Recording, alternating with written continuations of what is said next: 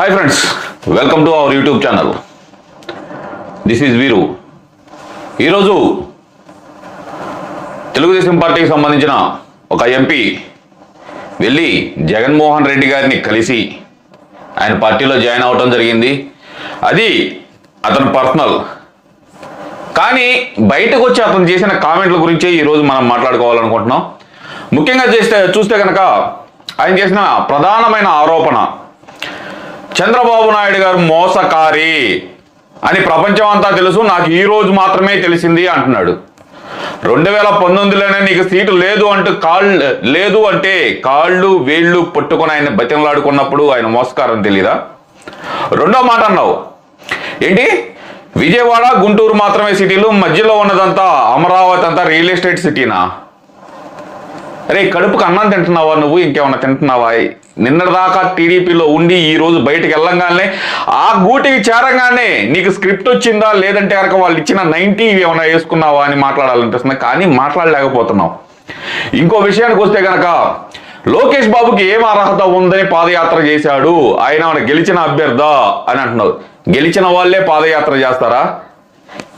ఎవడరా నీకు అసలు రాజకీయం నేర్పింది? ఎవడో నీకు రాజకీయం నేర్పింది?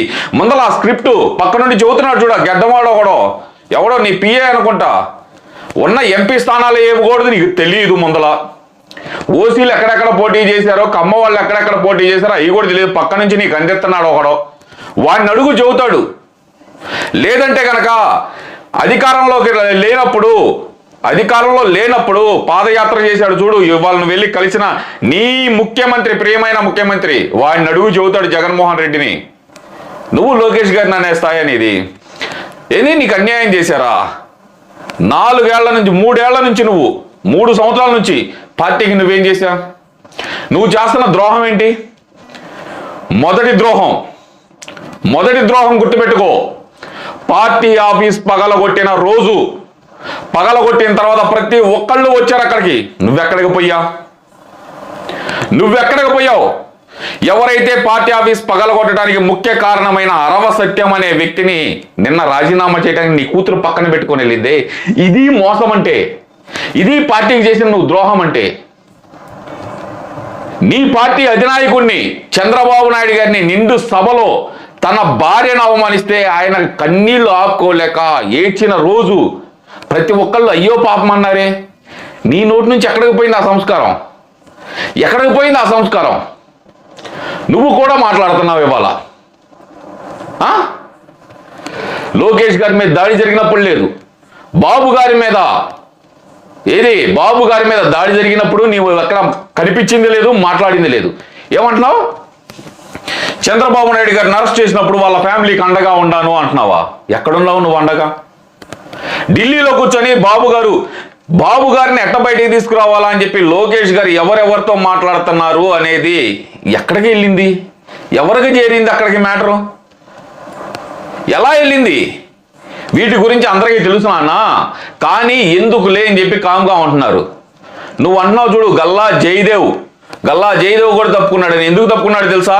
ఈ సైకో రెడ్డి చేసిన హెరాస్మెంట్కి ఆయనకి విరక్తి పుట్టి రాజకీయాల నుంచి తప్పుకుందాం అనుకొని ఆయన పక్కకి వెళ్తున్నాడు తప్పితే తెలుగుదేశం పార్టీని వెళుతున్నాడని చెప్పి కాదు, ఇంకో విషయం కాదు. నువ్వు ఇంకోటి కూడా అంటున్నావు. ఏమంటున్నావు? చంద్రబాబు నాయుడు గారిని నువ్వు అనేంత స్థాయి నీది. ఆయన మోసగారి అంటున్నావు, ఇవన్నీ అంటున్నావు. నువ్వు చేసిన ఇన్ని మోసాల కంటే చంద్రబాబు నాయుడు గారు నీకేం ద్రోహం చేశారు? నీ కూతురు నిలబెట్టమని చెప్పి చంద్రబాబు నాయుడు గారు చెప్పారా? నీ చెవులో చెప్పారా? నీ ఫోన్లో చెప్పారా? మరి ఈ సంవత్సరంన్నర నుంచి నోట్లో మట్టి గడ్డ పెట్టుకున్నావా, లేకపోతే జగన్మోహన్ రెడ్డి బెల్లం గడ్డ ఏమైనా పెట్టుకున్నాడా, లేకపోతే జగన్మోహన్ రెడ్డి బెల్లం గడ్డ ఏమైనా పెట్టాడా నీ నోట్లో? మున్సిపల్ ఎలక్షన్ల నుంచి, స్థానిక సంస్థల ఎలక్షన్ నుంచి, పోటీ నుంచి తప్పుకుంటున్నావు. ఈ రాక్షసులు పరిపాలించేటప్పుడు నేను కార్యకర్తలను కోల్పోవడానికి సిద్ధంగా లేదు అని చెప్పి చంద్రబాబు నాయుడు గారు ప్రకటించారే. నీ కూతురు నుంచో పెట్టాడా? నువ్వే కదా ప్రకటించుకుంది పంతానికి. కానీ నువ్వేమైనా గెలిపించుకోగలిగావా? వార్డు నెంబర్లనైనా